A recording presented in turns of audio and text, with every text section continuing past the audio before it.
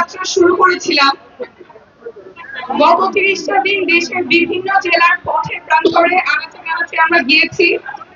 আপনাদের দুহাত ভরে ভালোবাসা আমরা পেয়েছি, স্বপ্নের কথাগুলো শুনেছি, আপনাদের সমস্যার কথা শুনেছি, এবং আমাদের রাজনীতি হবে আপনাদের সমস্যা সমাধানের রাজনীতি।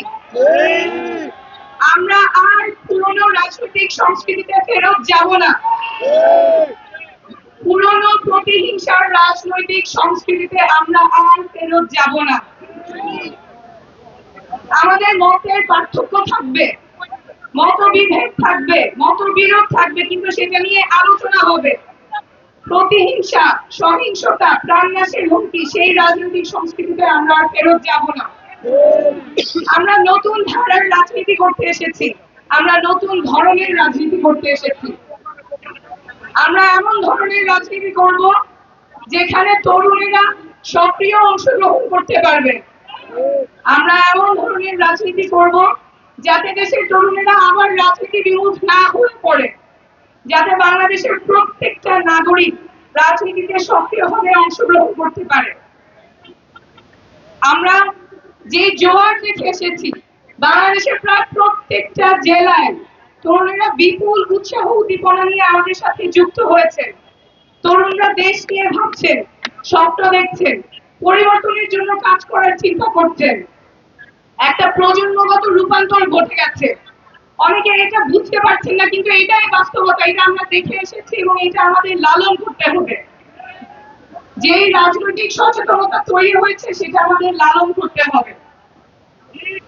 ঠাকুরগাঁয়ের লামিন যেই স্বপ্ন নিয়ে দেশের জন্য রাস্তায় নেমেছে, সিরাজগঞ্জের জুবাইর যে স্বপ্ন নিয়ে রাস্তায় নেমেছে, সেই স্বপ্ন আমাদের লালন করতে হবে। আমরা যদি লালন করতে না পারি, তরুণরা যদি আবার রাজনীতি বিমুখ হয়ে যায়, তরুণদের যদি আশাহত হয়, তাদের যদি স্বপ্ন ভঙ্গ হয়, তাহলে দেশ আবার একটা সংকটের মুখে পড়বে এবং সেটা হইতে দেওয়া যাবে না। আমাদের তরুণরা যাতে দেশের জন্য কাজ করতে পারে, সুস্থ সুন্দর একটা পরিবেশে রাজনীতির সাথে সম্পৃক্ত থাকতে পারে, সেই ব্যবস্থা আমাদের করতেই হবে। সাথে সাথে আমাদের এমন রাজনীতি করতে হবে, এমন রাজনীতি আমরা করব যাতে করে রাজশাহীর মধু রবিদাস দিদির যে ছেলে অনার্স পাস করার পরে বেকার বসে আছে এবং মধু দিদি চিন্তা করতেছে কিভাবে তার ছেলে একটা চাকরি পাবে, সেই চিন্তা যাতে তার করতে না হয়, সকলের কর্মসংস্থান যাতে নিশ্চিত হয়।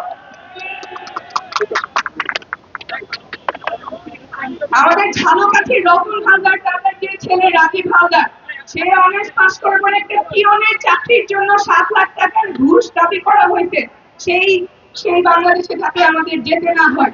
সকলের কর্মসংস্থান তার যোগ্যতা অনুযায়ী যাতে হয়, স্পেশালি সরকারি যে চাকরির ক্ষেত্রে কোনো ঘুষ পদবি যে বাণিজ্য, সেই বাংলাদেশে যাতে আমাদের ফেরত যেতে না হয়।